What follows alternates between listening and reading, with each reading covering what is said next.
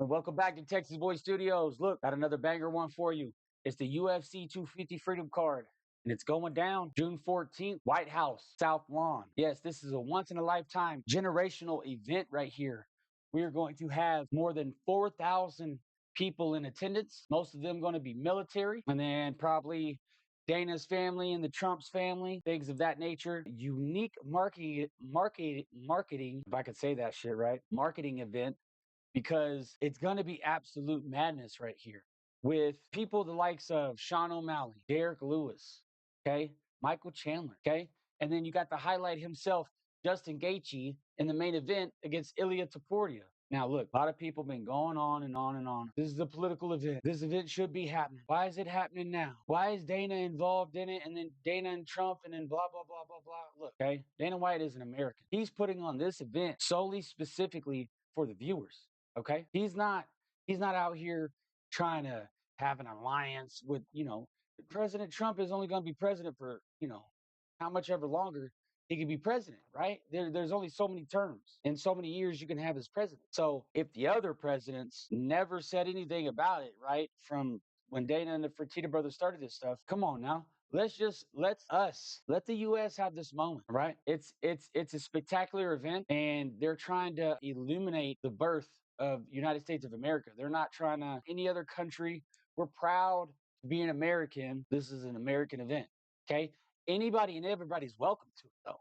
That's the whole point. We're not like other countries where, sometimes we have an event and it's like only the country citizens can join. You know what I mean? In America, this country was governed and formed by people over yonder, like over there on the other side of the Atlantic. People came over here, and the rest is history. So everybody is welcome, right? As long as you got good vibes, everybody's welcome. So I'm saying it's not like, oh, you can only be an American. We got a Spaniard on it, okay? We got a Canadian on the card. We got plenty different of regions and countries on the card. There is no, you know what I mean?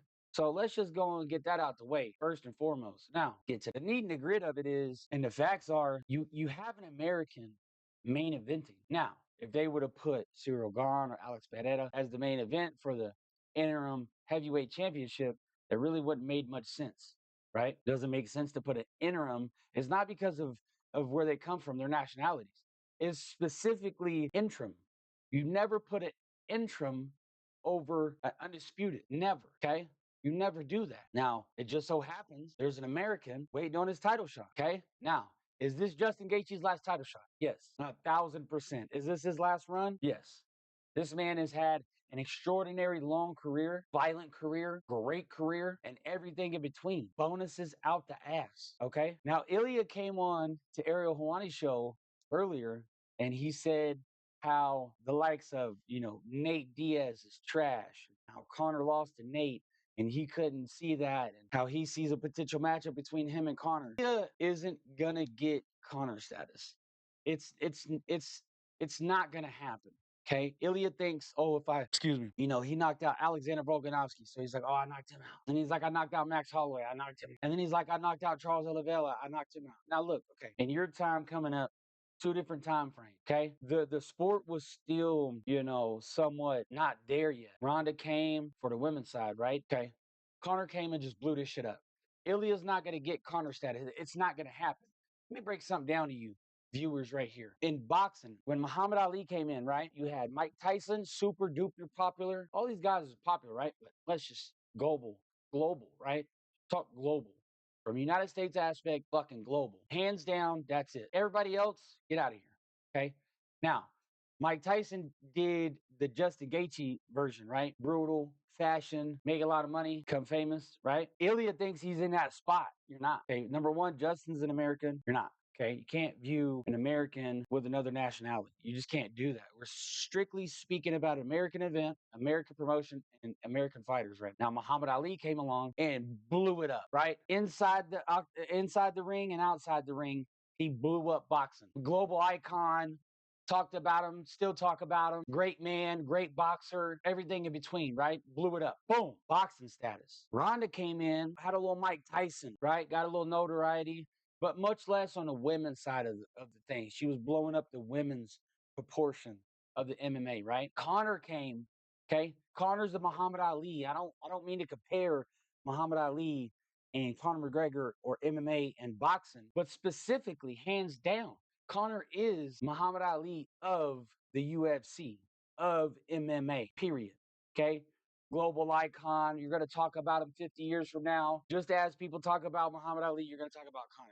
It's just, it's going to happen. And Ilya Topuria is not going to get that status. You're never, the universe won't let you have that. Okay? Now, Ilya's talked about how his training partners are trying to emulate Justin Gaethje's style. You can't. There's a couple people out here in the world, you just can't eliminate their style. You can't recreate that pattern. You know what I mean? He's very awkward. Justin is much more technical than he was when he faced. Okay, he was worried about the takedowns. He was worried about the wrestling too much instead of focus on what he was supposed to do with his hands. You know, you defend the takedowns with the hands and the legs. See what I'm saying? So he don't have to really worry about too much takedown. Now, if Ilya can't touch him on the feet like that, will he take him down to try to submit him? He's got a jiu-jitsu game. 100%. But will he stand and trade with him? We're going to see on June 14th. I tell you that. We're going to see about that. And again, you got Alex Perez versus Cyril Gahn for the interim heavyweight championship. Now, we already know what that entails. Whoever wins that fight, Tom Aspinall gets the winner out of that fight. He is the champion. And other names, you know, Derek Lewis, Michael Chandler, and Sean O'Malley. These guys got some fights coming up, okay? Michael Chandler versus Rufy. It's make it or break it, okay? Right now, Michael Chandler's a gatekeeper, okay? He's one of those Bellator guys that came over and had some success in the UFC, unlike others. Patricio Pitbull, not really much success. I'm pretty sure he's going to get cut by now or might have one more fight, and that would be his retirement fight because Buddy is pushing 40 or over 40 now. So make it or break it for Michael Chandler.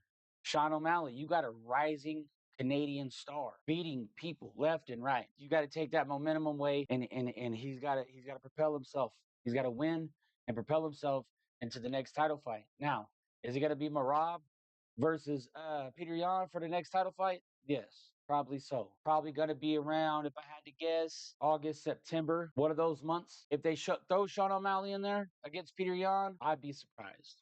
But obviously, star power really pushes the needle right there. And then you got Derek Lewis. Derek Lewis has fought everybody damn near in the heavyweight division that he could come cross paths with. Now, Josh Holkett, we already seen what he just did to Curtis Blades.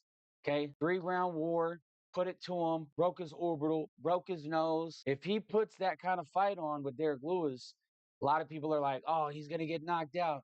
Josh Holkett this, Josh Holkett that. Look, you can't say if he puts that type of performance on that he's going to get knocked out by Derek Lewis. What's to say that he knocks out Derek Lewis? Now, look, from Texas, I love the H. I love Derek. But, Derek, you have a real big fight on your hands, okay?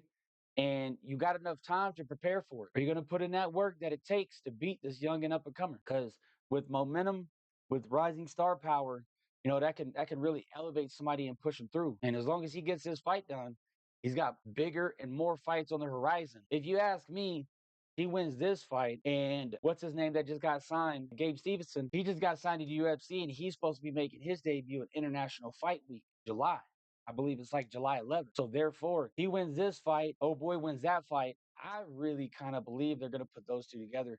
I think that's how you really see where Gable Stevenson's at. And, you know, you got somebody that's going to push Gable on the striking side, and then you got somebody that's going to push Josh Holkett on the wrestling side.